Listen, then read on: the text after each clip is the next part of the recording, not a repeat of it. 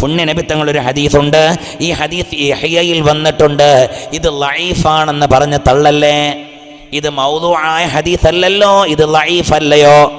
ലഈഫാണെന്ന് പറഞ്ഞ തള്ളല്ലേ?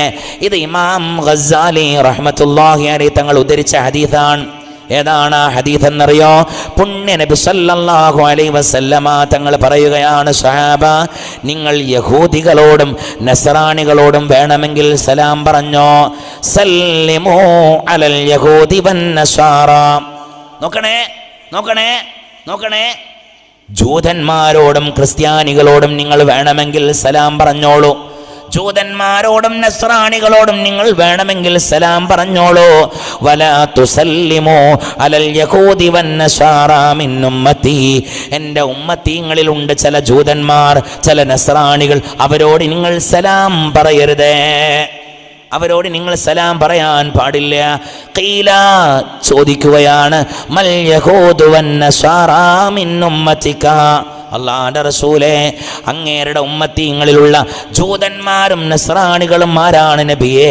പറഞ്ഞു തരും യാ റസൂലല്ലാഹ്. ഉടനെ തന്നെ ഖാല, നബി തങ്ങൾ പറയുകയാണ്, അല്ലദീന, അവരൊരു വിഭാഗം മനുഷ്യന്മാരാണ്, യസ്മഊനൽ അദാന വൽ ഇഖാമ, പള്ളിയിൽ നിന്ന് ബാങ്കും ഇഖാമത്തും അവർ കേൾക്കുന്നുണ്ട്, പക്ഷേ വലാ യഹ്ളുറൂനൽ ജമാഅ, ജമാഅത്തിന് അവർക്ക് പങ്കെടുക്കാൻ തോന്നുന്നില്ല, അങ്ങാടിയിൽ നിന്ന് കയറിപ്പോ പോകാൻ കഴിയണില്ല, കമ്മിറ്റി യോഗം നിർത്താൻ കഴിയുന്നില്ല, സംഘടനയുടെ പ്രവർത്തനം അവസാനിപ്പിക്കാൻ കഴിയുന്നില്ല.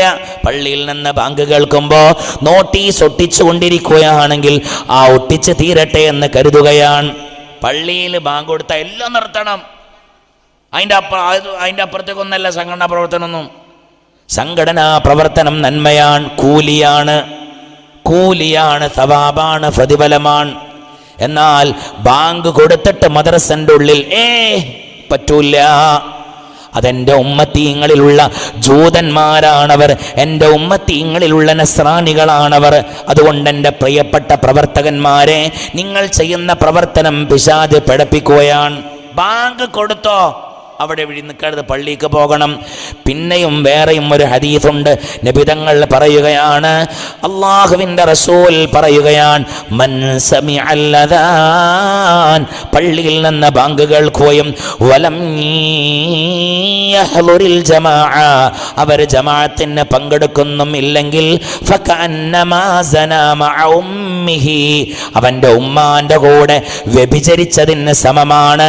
പുണ്യ നബി മുഹമ്മദ് മുസ്തഫ പള്ളിയിൽ നിന്ന് ബാങ്ക് കേൾക്കുമ്പോ പള്ളിയിലേക്ക് പോകാത്ത മനുഷ്യന്മാരുണ്ടല്ലോ, അല്ലാഹുവിന്റെ റസൂല് പറയുകയാണ്, അത് ഉമ്മയെ വ്യഭിചരിച്ചതുപോലെയാണ്. പടച്ചോനെ കാത്തുരക്ഷിക്കണേ റബ്ബേ. ബാങ്ക് കൊടുത്ത ഓടണം, പള്ളിയിലേക്ക് ഓടണം. ഈമാനോടുകൂടെ മരിക്കണമെന്ന് കൊതിക്കുന്ന ആണുങ്ങളെ പള്ളിക്ക് ഓടിക്കോളൂ, പെണ്ണുങ്ങളെ വീട്ടിൻ്റെ ഉള്ളിലേക്ക് ഓടണേ, വീട്ടിൻ്റെ ഉള്ളിലേക്ക് ഓടണേ. അള്ളാഹു നമുക്ക് ഖൈർ നൽകട്ടെ. അള്ളാഹുവേ, ഞങ്ങൾക്ക് നല്ല ബുദ്ധി നൽകണേ തമ്പുരാനെ. എന്നിട്ടോ മഗ്രിബിൻ്റെ ബാങ്ക് വിളിച്ച് നിങ്ങൾ പള്ളിയിലേക്ക് ഓടിയാൽ, മഗ്രിബ് ബാങ്ക് കൊടുത്തു കഴിഞ്ഞ ഉടനെയായി പുണ്യ നബി തങ്ങൾ പറയുകയാണ് സല്ലല്ലാഹു അലൈഹി വസല്ലം, ഒരു 2 റക്അത്ത് നിസ്കരിക്കണേ. ഈമാനോടുകൂടെ ജീവിച്ച് മരിക്കണമെന്ന് കൊതിക്കുന്നവർ ബാങ്ക് കൊടുത്തു കഴിഞ്ഞാൽ മഗ്രിബ് നിസ്കാരത്തിൻ്റെ മുമ്പ് ഒരു 2 റക്അത്ത് നിസ്കരിക്കണേ. കുഞ്ഞുമക്കള് പിന്നെ അതിൻ്റെ മുകളിൽ കയറി കുത്തിരിക്കരുതേ, അങ്ങോട്ട് വീണു. അള്ളാഹുവേ ഖൈർ നൽകണേ. ഇങ്ങോട്ട് നോക്കേ, ഖൈർ നൽകണേ അല്ലാ. മഗ്രിബിൻ്റെ മുമ്പ് ഒരു 2 റക്അത്ത് നിസ്കരിക്കണം. സുന്നത്തുണ്ട്, സുന്നത്താണ്. ഇവിടെ നിസ്കരിക്കലുണ്ടാവും അല്ലേ? ഇവിടെ നിസ്കരിക്കലുണ്ടാവും. അൽഹംദുലില്ലാഹ്, പുണ്യ നബി തങ്ങൾ സല്ലല്ലാഹു അലൈഹി വസല്ലം തങ്ങൾ സ്വഹാബത്തിനോട് പറഞ്ഞിട്ടുണ്ട്, അല്ലാഹു സല്ലൂ ഖബ്ല സ്വലാത്തുൽ മഗ്രിബി. അല്ലാഹുവിൻ്റെ റസൂൽ സ്വഹാബത്തിനോട് പറയാണ്, സ്വഹാബ, മഗ്രിബിന്റെ മുമ്പ് 2 റക്അത്ത് നിസ്കരിക്കണേ. ഈ പറച്ചിൽ 2 തവണ നബി തങ്ങൾ ആവർത്തിച്ചു. 3ാമത്തെ തവണ നബി തങ്ങൾ പറയുകയാണ്, ലിമൻ ഷാ, ഉദ്ദേശിക്കുന്നവർ എന്ന് പറഞ്ഞാൽ ഇതൊരു പ്രധാനപ്പെട്ട സുന്നത്താകുമെന്ന് അവർ കരുതാതിരിക്കാൻ. ഉദ്ദേശിക്കുന്ന ആളുകളുണ്ടെങ്കിൽ നിസ്കരിക്കണേ. ഈമാൻ കൊതിക്കുന്നവരെ, ഈമാനോടുകൂടെ ജീവിക്കണമെന്ന് ആഗ്രഹിക്കുന്നവരെ, മഗ്രിബിന്റെ മുമ്പ് 2 റക്അത്ത് സുന്നത്ത് നിസ്കരിക്കണം. അത് പെണ്ണുങ്ങളും അങ്ങനെ തന്നെ. ഇതൊന്നും ആണുങ്ങൾക്ക് മാത്രമുള്ളതല്ല, പെണ്ണുങ്ങളും അങ്ങനെ തന്നെയാണ്. എന്നാൽ മഹാനാകുന്ന അനസ് ഇബ്നു മാലിക് തങ്ങൾ പറയുകയാണ്, ഞങ്ങൾ മദീനയിലായിരിക്കുമ്പോൾ ഖാല കുന്നാ ബിൽ മദീനതി ഫഇദാ അദ്ദനൽ മുഅദ്ദിനു ലിസ്വലാത്തിൽ മഗ്രിബി, മഗ്രിബിന് വേണ്ടി ബാങ്ക് വിളിക്കുന്ന ബിലാൽ ബാങ്ക് വിളിച്ചു കഴിഞ്ഞാൽ ഹയ്യ അലസ്സലാ ഹയ്യ അലൽ ഫലാഹ് അല്ലാഹു അക്ബർ അല്ലാഹു അക്ബർ ലാ ഇലാഹ ഇല്ലല്ലാഹ് ഫഇദാ അദ്ദനൽ മുഅദ്ദിനു, ബാങ്ക് വിളിക്കുന്നവർ ബാങ്ക് വിളിച്ചു കഴിഞ്ഞാൽ ഇബ്തദറുസ് സവാരിയ, സഹാബത്തെല്ലാവരും തൂണിൻ്റെ അരികിലേക്ക് ഓടുന്നതാണ്. തൂണിൻ്റെ അരികിലേക്ക് ഓടും. എന്തിന്? മറയോടുകൂടെ നിസ്കരിക്കാൻ. അങ്ങനെ നിസ്കരിക്കേണ്ടത്. നിസ്കരിക്കുന്ന ആളുടെ മുമ്പിൽ മറ വേണം. ആ മറ തന്നെ 3 മുഴത്തിനേക്കാൾ അധികരിക്കാൻ പാടില്ല. മറ വേണം. മറ വെച്ചുകൊണ്ടാണ് നിസ്കരിക്കേണ്ടത്. എന്നാലോ ഇമാമും ജമാഅത്തുമായി നിസ്കരിക്കുമ്പോൾ ചില ആൾക്കാർ പറയാണ്, ഉസ്താദേ കുറച്ച് കയറി നിൽക്കി, ഞങ്ങൾക്കും ഇവിടെ മറട്ടണേ, ചുമരിന് മറ. എന്തിനാ അങ്ങനെ? ചുമര് വേണ്ട, ബാക്കിൽ നിൽക്കുന്നവൻ്റെ മറ ഇമാമിൻ്റെ മറയാണ്. ഒറ്റ മറ മതി.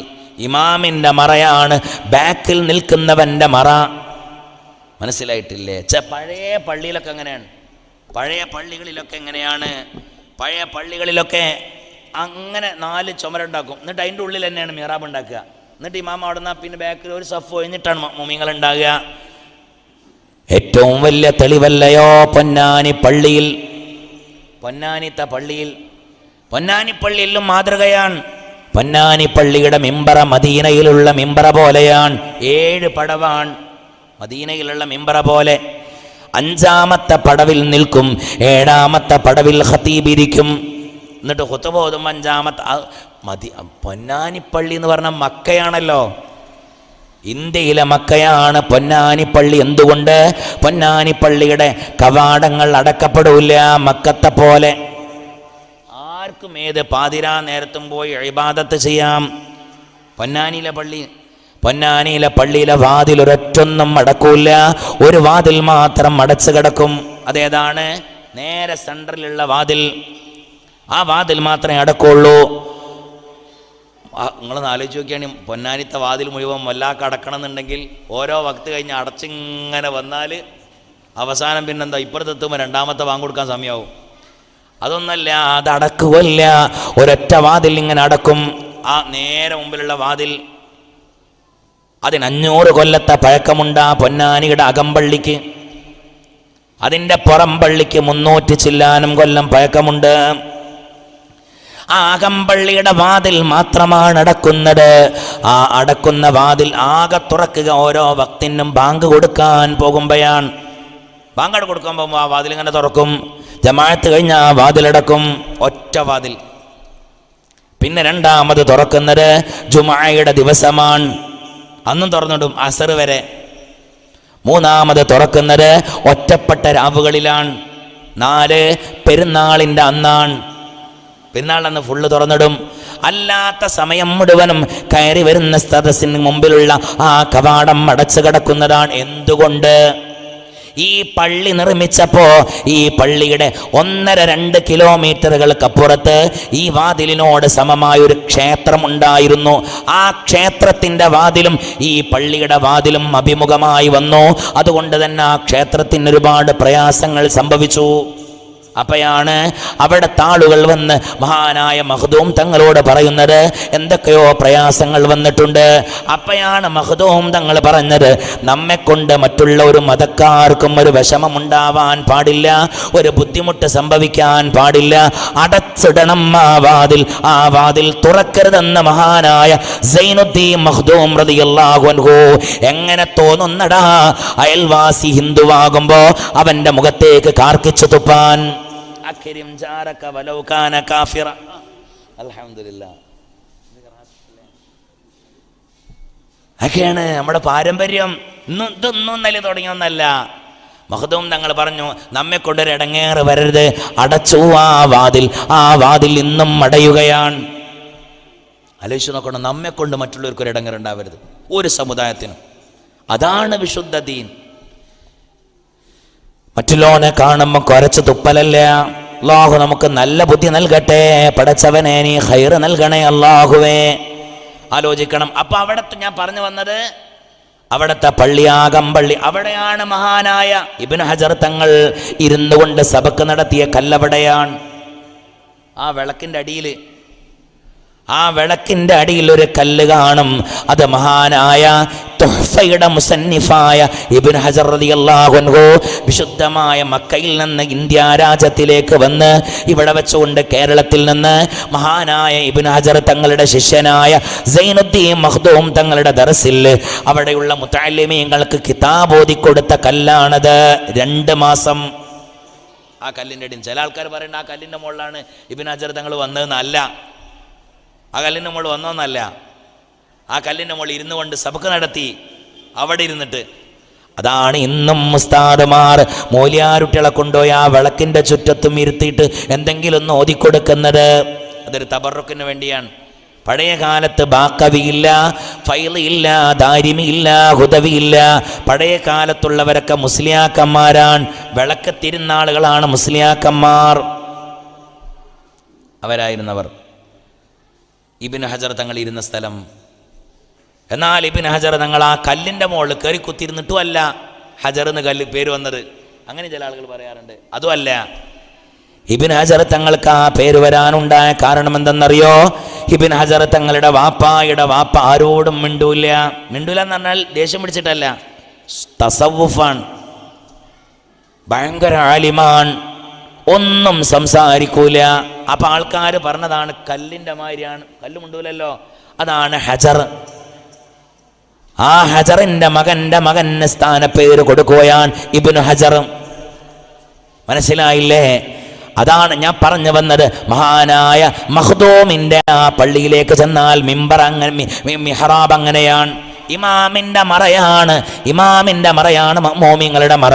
ഇനി ഒറ്റക്ക് നിസ്കരിക്കുകയാണെങ്കിൽ മറ വേണം. ഉമ്മമാരെ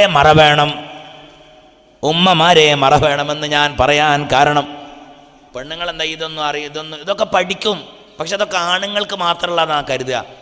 മറന്നുണ്ടാവില്ല, ഏടെങ്കിലും ഒരു വിരിയായിട്ട് വിരിക്കും, അല്ലാഹു അക്ബർ കെട്ടും.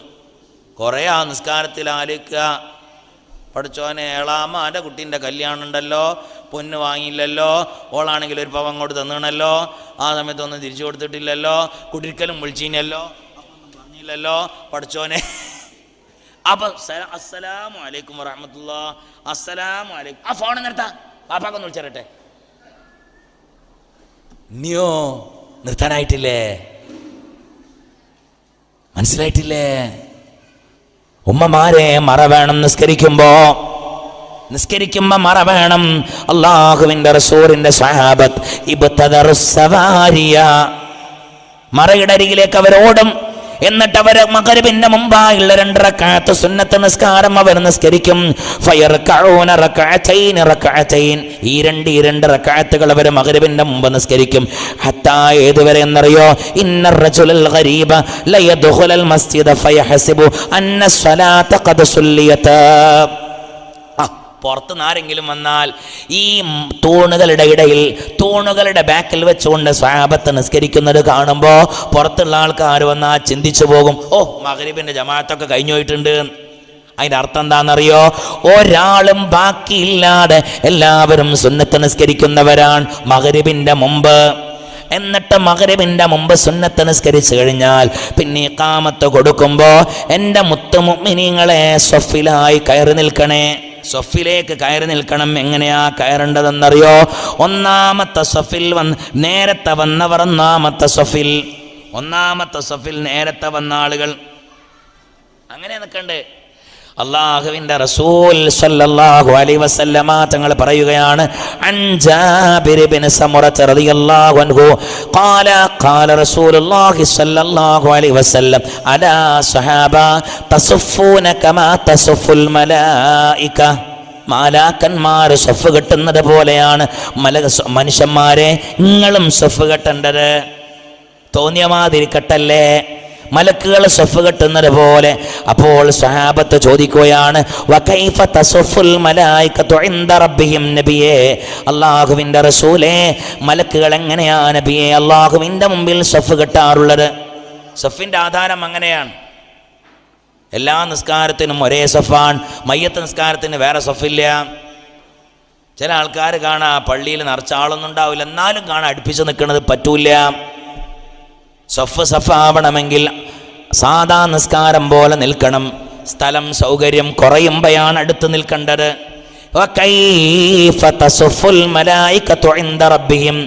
എങ്ങനെയാ നബിയെ മലക്കുകൾ അല്ലാഹുവിൻ്റെ മുമ്പിൽ സഫ് കെട്ടി നിൽക്കുന്നത്? അപ്പോഴാണ് നബി തങ്ങൾ പറയുന്നത്, ഖാല യുതിമ്മൂന സുഫൂഫൽ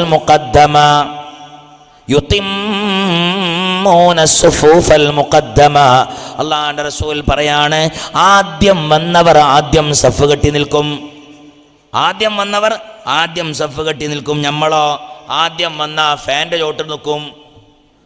ഫാൻ്റെ ചോട്ടിൽ, അതുപോലെ തന്നെ ജനലിൻ്റെ അടുത്ത്, വാതിലിൻ്റെ കൊതിയിൽ, ഇതൊക്കെ നമ്മളെ സഫ്.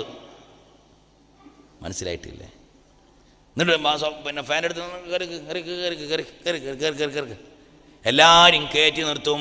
എന്നിട്ട് പിന്നെ ഇവിടെ നിർത്തി റാഹത്താണ് ചെയ്യരുത്. പുണ്യ നബി തങ്ങൾ പറയുകയാണ്, അല്ലാഹുവിൻ്റെ മാലാക്കന്മാർ ഖാല യുതിമ്മൂന സുഫൂഫൽ മുഖദ്ദമ, മുന്നിലത്തെ സഫ് അവർ പൂർത്തിയാക്കും. ഒന്നാം സഫ് പൂർത്തിയായിട്ടാണ് രണ്ടാം സഫിലേക്ക് ഇറങ്ങി നിൽക്കുക.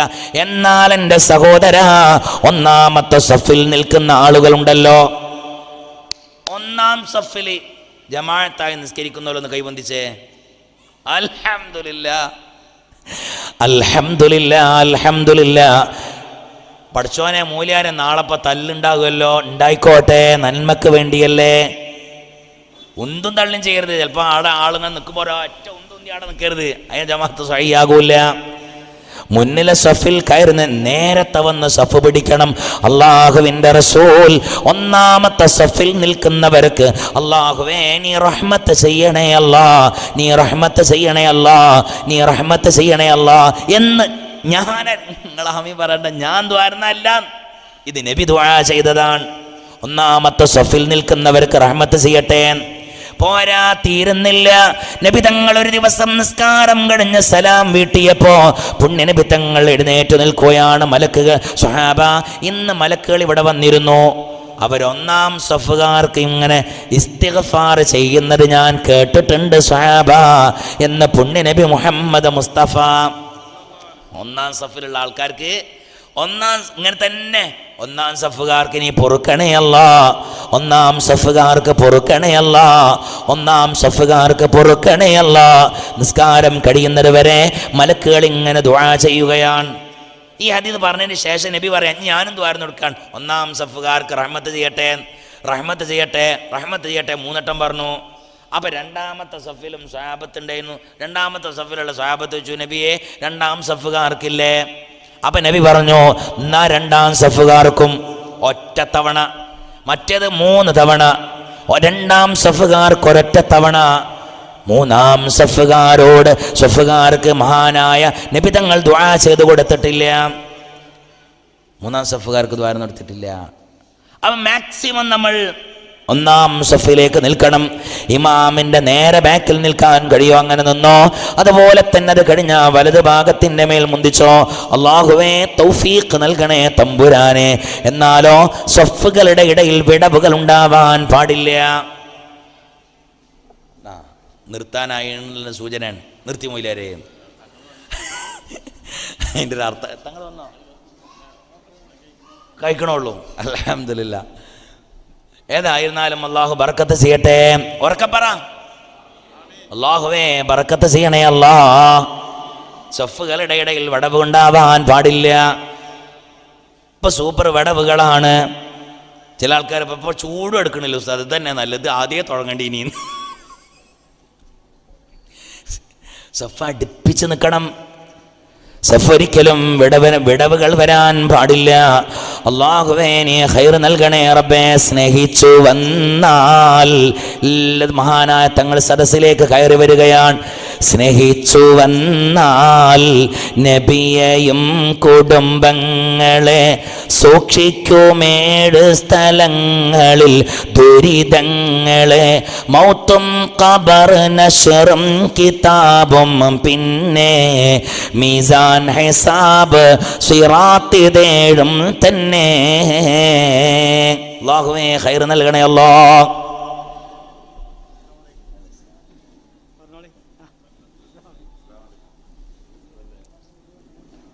അവസാനിപ്പിക്കാൻ പോവാണ്. റജബിന്റെ ആദ്യത്തെ രാവിൽ വിശുദ്ധമായി മജ്ലിസിൽ അല്ലാഹുവേ നീ ബറക്കത്ത് നൽകണേ അല്ലാഹുവേ. ഏതായിരുന്നാലും സ്വഫുകളുടെ ഇടയിൽ വിടവുകൾ ഉണ്ടാവാൻ പാടില്ല എന്ന് മാത്രമല്ല, വിടവുകൾ തീർക്കുന്നവർക്ക് പുണ്യനബി തങ്ങളെ പറയുകയാണ്, ബനല്ലാഹു ലഹു ബൈതൻ ഫിൽ ജന്ന, അവനിക്ക് അല്ലാഹു സ്വർഗ്ഗലോകത്തിൽ ഒരു കൊട്ടാരം എടുത്തു കൊടുക്കുന്നതാണ്. സ്വർഗ്ഗലോകത്തിലൊരു കൊട്ടാരം എടുത്തു കൊടുക്കും. അതുകൊണ്ട് മഗ്രിബിന് സ്വഫ് കെട്ടിയിട്ട് മഗ്രിബ് നിസ്കാരം അങ്ങ് കഴിച്ചോ. ആ മഗ്രിബ് നിസ്കാരം അങ്ങ് കഴിഞ്ഞാൽ പുണ്യനബി തങ്ങൾ പറയാണ്, എഴുന്നേറ്റോടാൻ പാടില്ല. മഗ്രിബ് നിസ്കരിച്ചു കഴിഞ്ഞാൽ എഴുന്നേറ്റോടരുത് സ്വഹാബ. അവിടെ ഇരുന്നു കൊണ്ട് മഗ്രിബിന് ശേഷം ഒരു 2 റക്അത്ത് നിങ്ങൾ നിസ്കരിക്കണേ. പുണ്യനബി തങ്ങൾ പറയുകയാണ്, ആ 2 റക്അത്ത് നിസ്കരിച്ചു കഴിഞ്ഞാൽ മൻ സല്ലാ ബഅദൽ മഗ്രിബി ഖബ്ല അൻ യതകല്ലമ റക്അതൈൻ, സംസാരിക്കണേന്റെ മുമ്പായി, ഫോൺ എടുത്ത് ഹലോ എന്ന് പറയണതിന് മുമ്പായി, മെസ്സേജ് നോക്കുന്നതിൻ്റെ മുമ്പായി, മെസ്സേജിന് റിപ്ലൈ കൊടുക്കുന്നതിൻ്റെ മുമ്പായി, മൻ തതകല്ലമ ഖബ്ല അൻ യതകല്ലമ റക്അതൈൻ, സംസാരിക്കുന്നതിൻ്റെ മുമ്പായി മഗ്രിബ് നിസ്കരിച്ചു കഴിഞ്ഞ ഉടനെയായി ഉമ്മമാരെ 2 റക്അത്ത് നിസ്കരിച്ചു കഴിഞ്ഞാൽ അല്ലാഹുവിൻ്റെ റസൂൽ പറയുകയാണ്, റുഫിഅത്ത് സ്വലാത്തുഹു ഫീ ഇല്ലിയീൻ, അപ്പയാണ് ആ നിസ്കാരം അല്ലാഹു ഇല്ലിയീനിലേക്ക് അല്ലാഹു ഉയർത്തുന്നത്. ഇല്ലിയീനിലേക്ക് അല്ലാഹു ഉയർത്തുകയാണ്. അൽഹംദുലില്ലാ. അതും കഴിഞ്ഞാൽ എഴുന്നേറ്റോടരുതേ, അവിടെ തന്നെ ഇരിക്കണേ. ഇരുന്നിട്ട് ഒരു 4 റക്അത്തും കൂടെ നിസ്കരിക്കണേ. 4 റക്അത്തും കൂടെ നിസ്കരിക്കണേ. പുണ്യനബി തങ്ങൾ പറയുകയാണ്, മഗ്രിബ് നിസ്കാരി ഈമാൻ ഭദ്രമാവണമെന്ന് കൊതിക്കുന്നവർ മഗ്രിബ് നിസ്കാരം കഴിഞ്ഞ് അവിടെ തന്നെ ഇരുന്ന് 2 റക്അത്ത് റവാത്തിബ് സുന്നത്ത് നിസ്കാരവും കഴിഞ്ഞ് വീണ്ടും ഒരു 4 റക്അത്ത് നിസ്കരിക്കണം. രണ്ടും ആ നിസ്കാരം ഏതാണ്? സ്വലാത്തുൽ അവ്വാബീൻ. 2 നിസ്കരിക്കാം, 6 നിസ്കരിക്കാം, 10 റക്അത്ത് നിസ്കരിക്കാം, 20 വരെ നിസ്കരിക്കാം. ആ നിസ്കാരത്തിന്റെ പേരാണ് സ്വലാത്തുൽ അവ്വാബീൻ. മറക്കരുത്. അവ്വാബീൻ നിസ്കാരം നിസ്കരിക്കുന്നവർ കൈവന്നിച്ചേ. 1 പറ്റൂല, നിസ്കരിക്കണം. അതിന്റെ മഹത്വന്ത്രാന്നറിയോ?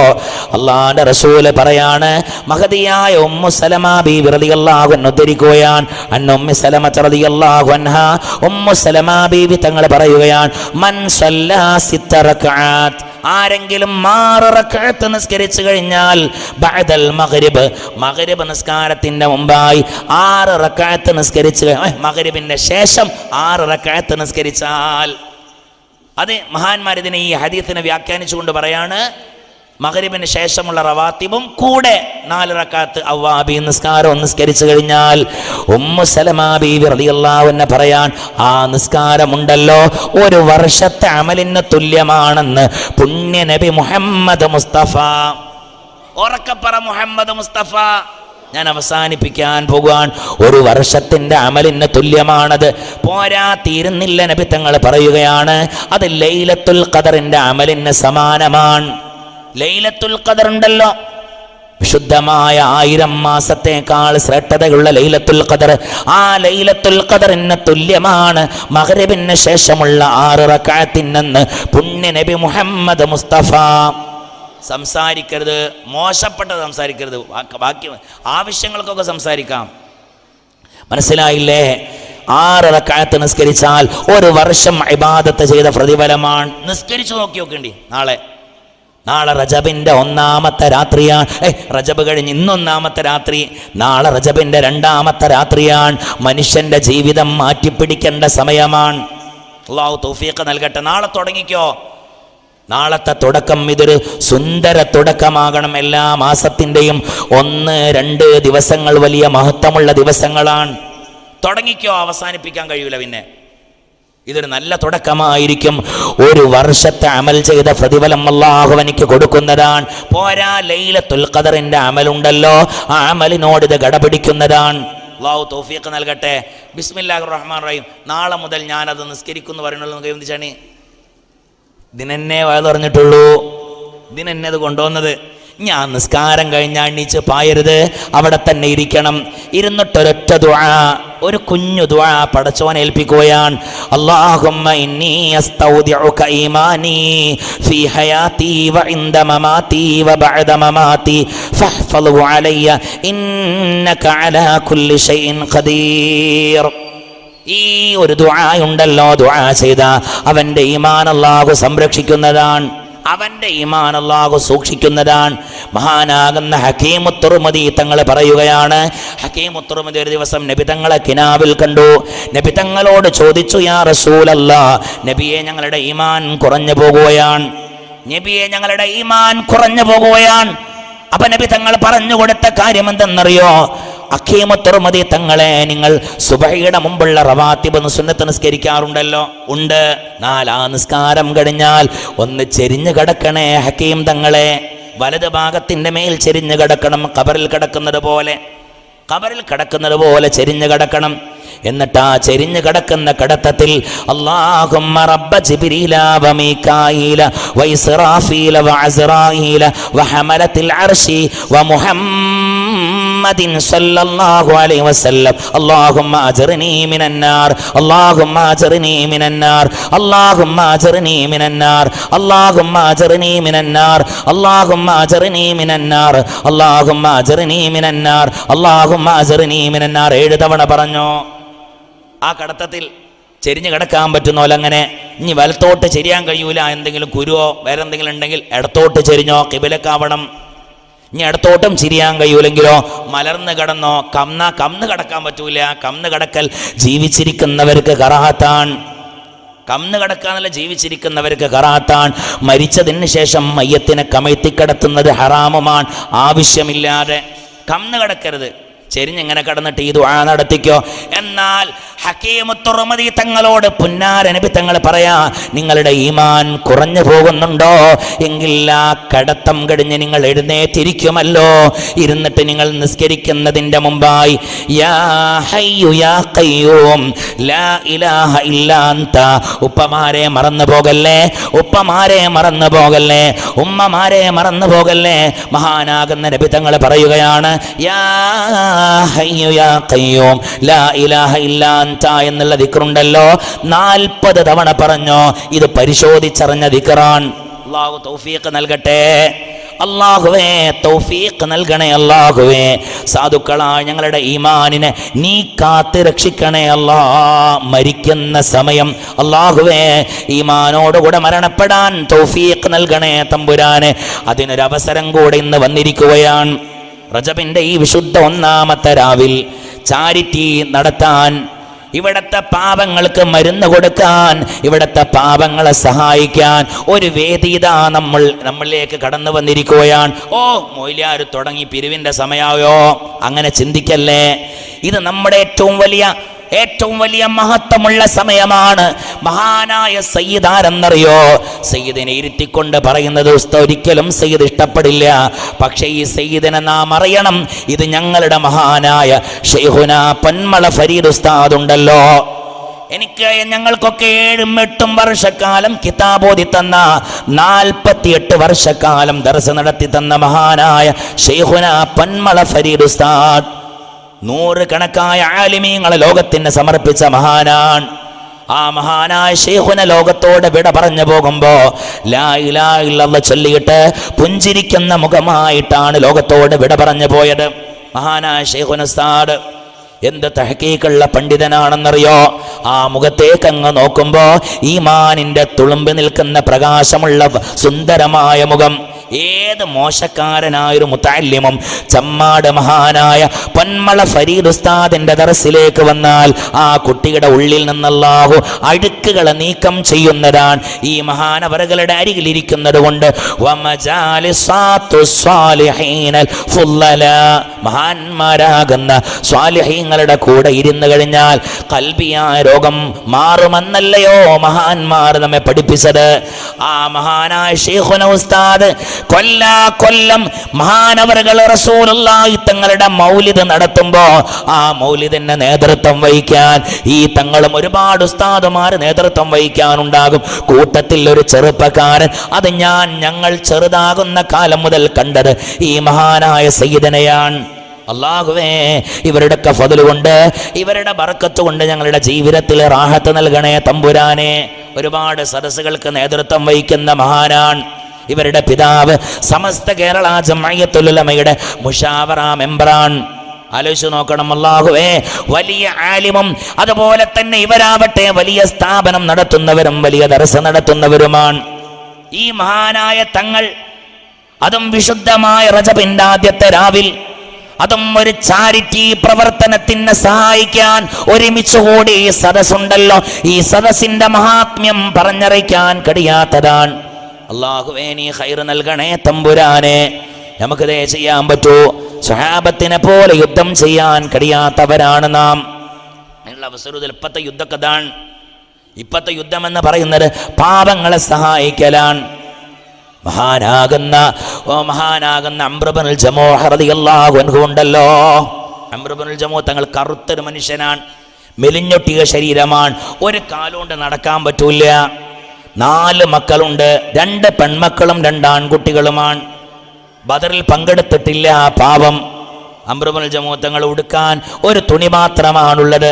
ഇന്ന് വരെ യുദ്ധം കണ്ടിട്ട് പോലുമില്ല. പടവാള് പിടിക്കാൻ അറിയൂല, കുതിരയിൽ കയറാൻ കഴിയൂല, ഒരു കാലുകൊണ്ട് നടക്കാൻ പറ്റൂല. മഹാനാകുന്ന റസൂലും സഹാബത്തും ബദർ കഴിഞ്ഞ് 2ാമത്തെ യുദ്ധത്തിലേക്ക് ഉഹദിലേക്ക് പുറപ്പെടുകയാണ്. അപ്പോഴാണ് ദൂരത്ത് നിന്ന് ഈ ചെറിയ ചറ്റക്കുടിൽ താമസിക്കുന്ന അംർ ഇബ്നുൽ ജമൂഹ തങ്ങൾ ഇത് കാണുന്നത്. പടച്ചോനെ, നബിയും സഹാബത്തും ആണല്ലോ പോകുന്നത്, യുദ്ധത്തിലേക്കാണല്ലോ പുറപ്പെടുന്നത്. ഞാൻ ബദറിൽ പോലും പങ്കെടുക്കാത്തവനാണല്ലോ. ഈ പാപപ്പെട്ട അംർ നാളെ മഹ്ശറാവൻ സഭയിൽ ചെല്ലുമ്പോ അല്ലാഹു എന്നോട് എൻ്റെ ദീനിന് വേണ്ടി നീ എന്ത് ചെയ്തടാ എന്ന് ചോദിക്കുമ്പോ ഞാൻ എന്താ മറുപടി കൊടുക്കുക? അംർ ഇബ്നുൽ ജമൂഹ തങ്ങളുള്ള കാലിന്റെ ആരോഗ്യം വെച്ചുകൊണ്ട് നടക്കാൻ തുടങ്ങി. എന്നിട്ട് വിളിച്ചു, ബഹിൻ ബഹിൻ യാ റസൂലല്ലാഹ്, നിക്കണം നബിയേ, നിക്കണം യാ റസൂലല്ലാഹ്. നബി തങ്ങൾ തിരിഞ്ഞു നോക്കുമ്പോ കറുകറുത്ത ശരീരം മെലിഞ്ഞൊട്ടിയ കാലു വളഞ്ഞ അംർ ഇബ്നുൽ ജമൂഹ തങ്ങൾ ഇങ്ങനെ മുടന്തി വരികയാണ്. നബി തങ്ങൾ ചോദിച്ചു, മാ ഹമലക യാ അംറു, അല്ല അംറേ, എന്തിനാ നീ വരുന്നത്? എന്തിനാ നീ ഇങ്ങനെ പ്രയാസപ്പെടുന്നത്? ഉടനെ തന്നെ മഹാനാകുന്ന അംർ ഇബ്നുൽ ജമൂഹ തങ്ങൾ നബി തങ്ങളുടെ അരികിൽ വന്നിട്ട് പറയാ, ഇന്നി ഉരീദു അന്നകൂന മിൻ അഹ്ലിഹാ, നബിയെ, ഞാനും നിങ്ങളുടെ കൂടെ യുദ്ധത്തിന് വരട്ടെയോ യാ റസൂലല്ലാഹ്, ഞാനും നിങ്ങളുടെ കൂടെ വരട്ടെ. ഇത് കേട്ടപ്പോ ആ യുദ്ധരണഭൂമിയിലേക്ക് പുറപ്പെടുന്ന സ്വഹാബത്തിന്റെ കൂട്ടത്തിൽ നിന്ന് 2 ചെറുപ്പക്കാർ ചാടിയിട്ട് പറയാണ്, നബിയെ, ഇത് ഞങ്ങളെ വാപ്പയാണ്. ഈ വാപ്പാക്ക് യുദ്ധം ചെയ്യാൻ അറിയൂല, പരിച പിടിക്കാൻ അറിയൂല, പടവാൾ പിടിക്കാൻ അറിയൂല, യുദ്ധക്കളം ഇന്ന് വരെ കണ്ടിട്ടില്ല. ഞങ്ങളെ വാപ്പാനെ നബിയെ ഈ യുദ്ധത്തിൽ നിന്ന് അവോയ്ഡ് ചെയ്യണം. ഈ വാപ്പാന്റെ 2 മക്കളും യുദ്ധത്തിന് തയ്യാറാണ്. ഞങ്ങളെ വാപ്പാനെ കൂട്ടല്ലേ, ഞങ്ങളെ വീട്ടിലുള്ളത് ഞങ്ങളെ അമ്മച്ചും 2 പെങ്ങന്മാരുമാണ്, ഓരെ നോക്കാൻ ഞങ്ങളെ വാപ്പാൻ അങ്ങോട്ട് പറഞ്ഞേക്കണം. കൂട്ടല്ലി നബിയേ. ഉടനെ തന്നെ നബി തങ്ങൾ അള്ളാഹുവിൻ്റെ റസൂലിനോട് ഈ മക്കൾ ഇതങ്ങനെ പറയുമ്പോൾ അംർ ഇബ്നുൽ ജമൂഹ തങ്ങൾ കണ്ണെന്ന് കണ്ണുനീരൊലിപ്പിച്ച് കരയുകയാണ്. ദീനിനൊന്നും ചെയ്യാൻ കഴിയാത്തതിൻ്റെ പ്രയാസം. ആ സമയത്തിലാണ് കരയുന്ന അംറിന്റെ തലയിൽ കൈവച്ചുകൊണ്ട് നബി തങ്ങൾ പറയുന്നത്, അംറേ, കരയണ്ടടാ, ലൈസ അലൽ അറജി ഹഖ്ഖുൻ അലൽ ജിഹാദ്. മുടന്തന്മാർ യുദ്ധം ചെയ്യേണ്ടതില്ല, മുടന്തന്മാർ യുദ്ധം ചെയ്യേണ്ടതില്ല, മുടന്തന്മാർ യുദ്ധത്തിന് വരേണ്ടതില്ല. ഇതങ്ങ് കേട്ടപ്പോ അംർ ഇബ്നുൽ ജമൂഹ തങ്ങൾ ചെയ്ത പണി എന്താണെന്നറിയോ? സ്വന്തം മകന്റെ ഊരയിൽ നിന്ന് പടവാളങ്ങ് ഊരിയെടുത്തുകൊണ്ട് ഈ വളഞ്ഞ കാലിൽ കാല് നബി തങ്ങളുടെ മുമ്പിലേക്ക് അങ്ങ് നീട്ടിയിട്ട് പറയാണ്, നബിയെ, ഈ വളഞ്ഞ കാലുകൊണ്ട് എൻ്റെ കുടുംബത്തിൽ പോയാൽ ഒരഭിപ്രായം ഞാൻ പറഞ്ഞാൽ എൻ്റെ അഭിപ്രായം അവർ സ്വീകരിക്കാറില്ല. അതിന് കാരണം ഈ വളഞ്ഞ കാലാണ്. മുടന്തന്മാർ അഭിപ്രായം പറയണ്ടെന്ന് പറയും. ഞാൻ വല്ല സാധനങ്ങളും കടയിൽ നിന്ന് കടം വാങ്ങുമ്പോൾ എനിക്കാരും കടം തരാറില്ല. അതിനും കാരണം ഈ കാലാണ്. ഈ കാലുകൊണ്ട് നബിയെ നിങ്ങളൊക്കെ കുത്തുന്ന സ്വർഗമുണ്ടല്ലോ, ആ സ്വർഗത്തിലും കുത്താൻ പറ്റാത്ത ഭാഗ്യം കെട്ട കാലാണോ? എങ്കിൽ ഈ കാലെനിക്ക് വേണ്ട എന്ന് പറഞ്ഞുകൊണ്ട് പടവാലെടുത്ത് കാല് മുറിച്ച് മാറ്റാൻ ഒരുങ്ങുമ്പോൾ ആകാശലോകത്തിൽ നിന്ന് ഓടിയിറങ്ങുകയാണ് ജിബ്രീൽ അലൈഹിസ്സലാം. ആ പടവാളങ്ങ് പിടിച്ചുകൊണ്ട് നബി തങ്ങളോട് പറയാൻ, യാ റസൂലല്ലാഹ്, പിടിക്ക നബിയെ, അംറിനെ യുദ്ധത്തിലേക്ക് കൂട്ടിക്കോളൂ നബിയെ, അംറ് കാല് മുറിക്കും നബിയെ, അംറ് കാല് മുറിക്കും നബിയെ. അംറ് സ്നേഹിക്കുന്നത് റസൂലേ അള്ളാഹുവിന്റെ ദീനിനെയാണ്. നബിയെ, ഒരു ശബ്ദം കേൾക്കുന്നില്ലേ? നബി പറഞ്ഞുണ്ട്. എവിടെന്നാ ശബ്ദം കേൾക്കുന്നത്? ഉടനെ തന്നെ ജിബ്രീൽ അലൈഹിസ്സലാം പറയാണ്, അംറിന് ആ വളഞ്ഞ കാലുണ്ടല്ലോ, അത് സ്വർഗത്തിലൂടെ നടന്നു പോകുന്ന ശബ്ദമാണ് നബിയെ അങ്ങേര് കേട്ടുകൊണ്ടിരിക്കുന്നത്. ആലോചിച്ചു നോക്കിയാണ് ഈ സഹോദര. ഓലൊക്കെ കടക്കണ സ്വർഗാണ് ഞാനും നിങ്ങളും അല്ലാഹുമ്മ അദ്ഖിൽനിൽ ജന്നത എന്ന റമദാനിൽ ദുആ ചെയ്തുകൊണ്ടിരിക്കുന്നത്. ഓരൊക്കെ കടക്കണ സ്വർഗം എന്താ നമ്മളൊക്കെ ജീവിതത്തിലുള്ളത്? നെഞ്ചത്ത് കൈവച്ച് ചിന്തിച്ചു നോക്ക്. അല്ലാഹു നമുക്ക് ഖൈർ നൽകട്ടെ.